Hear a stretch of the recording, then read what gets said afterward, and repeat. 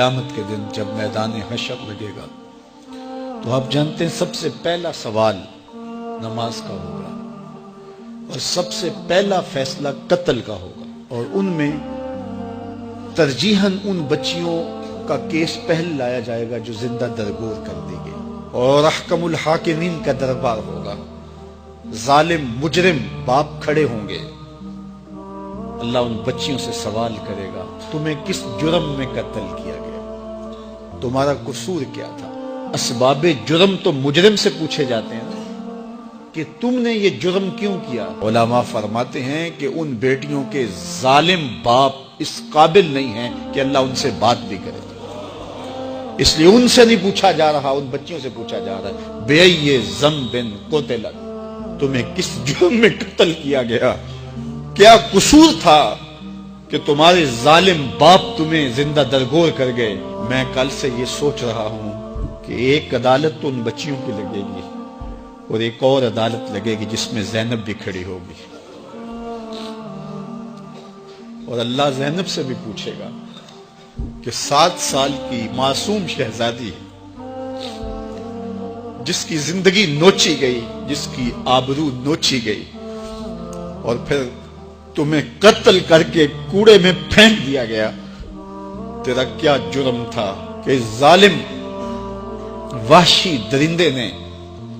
جنسی بھیڑیے نے تیرے ساتھ یہ بدترین سلوک کیا کہ زبان اس سلوک کی کہانی بیان کرنے کا بوجھ نہیں اٹھا رہی، تو اس کا جواب سب کو دینا پڑے گا، اس کا جواب آیان اقتدار کو بھی دینا پڑے گا، اس کا جواب ہمارے انتظامی اداروں کو بھی دینا پڑے گا، اس کا جواب معاف کیجئے منبر و محراب کے اوپر بیٹھ کر کے ذات کی لڑائیاں لڑنے والوں کو بھی دینا پڑے گا، اس کا جواب خواہشات کے اسیر حکمرانوں کو بھی دینا پڑے گا، اور اس بے حس معاشرے کو بھی دینا پڑے گا۔ دنیا 21ویں صدی کا سفر کر رہی ہے، اور کیا ہم پلٹ کے پھر دور جہالت میں چلے گئے؟ ایک تو یہ المیہ کہ 7 سال کی معصوم کلی مسل دی گئی، لیکن دوسرا المیہ میرا یہ ہے کہ وہ جو جنسی درندہ وحشی بھیڑیا 7 سالہ بچی کو اپنی ہوس کا نشانہ بناتا ہے، وہ چھانگا مانگا کے جنگلوں سے نکل کر آیا ہوا کوئی جانور تو نہیں تھا، وہ کسی بل سے نکلا ہوا سانپ تو نہیں تھا، وہ اسی معاشرے کا فرد تھا،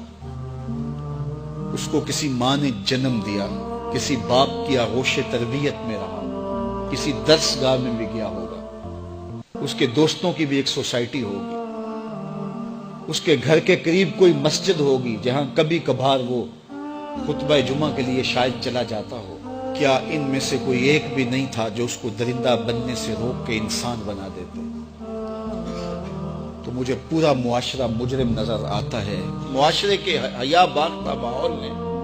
اسے بھیڑیا بنا دیا، اسے وحشی بنا دیا۔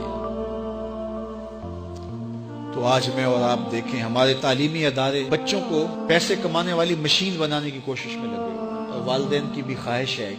کہ ڈاکٹر بنے تو پیسے زیادہ کمائے گا یا انجینئر بنے تو پیسے زیادہ کمائے گا۔ تو ہم بچوں کو انسان بنانے کے لیے سکول کالج میں نہیں بھیجتے، پیسے کمانے والی مشین بنانا چاہتے۔ مجھے معاف کیجئے گا، دینی ادارے، مسجدیں، خانقاہیں، منبر و محراب اپنی ذمہ داریوں سے کما حقہ عہدہ برا نہیں ہو رہے۔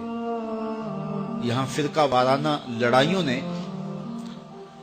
ہمارے وہ موضوع چھین لیے جس سے قوم سازی کا عمل ہوتا ہے۔ حکمرانوں کی شکلیں دیکھیں، ان کے مکروہ چہرے دیکھیں، اور ان کے رسمی بیان دیکھیں، پھر احتجاج کرنے والوں کو گولیوں کی بوچھاڑ سے بھون دینا، وہ فیض آباد میں ہوں یا ماڈل ٹاؤن میں ہوں یا قصور میں ہوں۔ یہ ہمارے حکمرانوں کے مکروہ چہرے ہیں جس سے نقاب اتر گیا ہے، لیکن ہماری قوم پھر بھی ان کو اپنا نجات دہندہ سمجھتی ہے۔ تو پھر کاٹیے سزا، پھر ایک زینب نہیں گلی گلی زینب ہوس کا نشانہ بنے گا، پھر ایسے جنسی درندے گھر گھر سے نکلیں گے اور یہ معاشرہ انسانوں کا معاشرہ نہیں رہے گا، وحشیوں کا اور بھیڑیوں کا معاشرہ بن جائے گا۔ تو صاحب